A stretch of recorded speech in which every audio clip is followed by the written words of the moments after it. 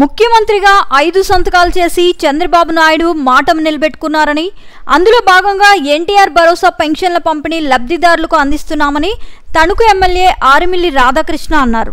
తణుకులో ఉదయం 5:30 గంటల నుంచే ఇంటింటికి వెళ్లి సచివాలయం ఉద్యోగులతో పాటు ఎమ్మెల్యే రాధాకృష్ణ లబ్ధిదారులకు పెన్షన్ సొమ్ములు అందజేశారు.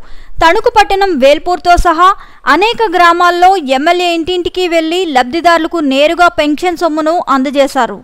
దివ్యాంగులకు 15,000, వృద్ధులు వితంతువులకు 7,000 పెన్షన్ను అన్న మాట ప్రకారం ముఖ్యమంత్రి చంద్రబాబు నాయుడు విడతల వారీ పెంపు కాకుండా ఒకేసారి పెంచుతూ మానవత్వం చాటుకున్నారని ఎమ్మెల్యే రాధాకృష్ణ వివరించారు.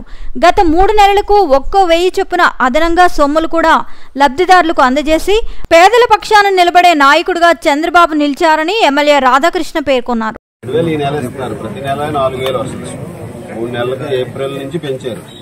ఏప్రిల్, మే, జూన్ కలిపి ఈరోజు 7,000 రూపాయలు ఇస్తున్నారు. ఒకసారి 1000 పెంచారన్న, 5 ఏళ్ళు కాదు, దఫాలుగా కాదు, ఒకసారి 1000 చేశారు చంద్రబాబు గారు. డబ్బులు కూడా అన్నమాట ప్రకారం 3,000 3 నెలలు రూపాయలు.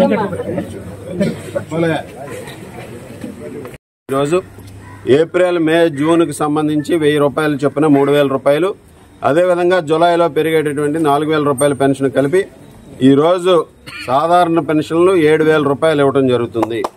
ఆ విధంగా ఈరోజు ప్రతి ఒక్కరికి కూడా అందించడం జరుగుతుంది. అలాగే వికలాంగులకు సంబంధించి, దివ్యాంగులకు సంబంధించి దాదాపు 15,000 రూపాయలు వారందరికీ కూడా అందుతుంది.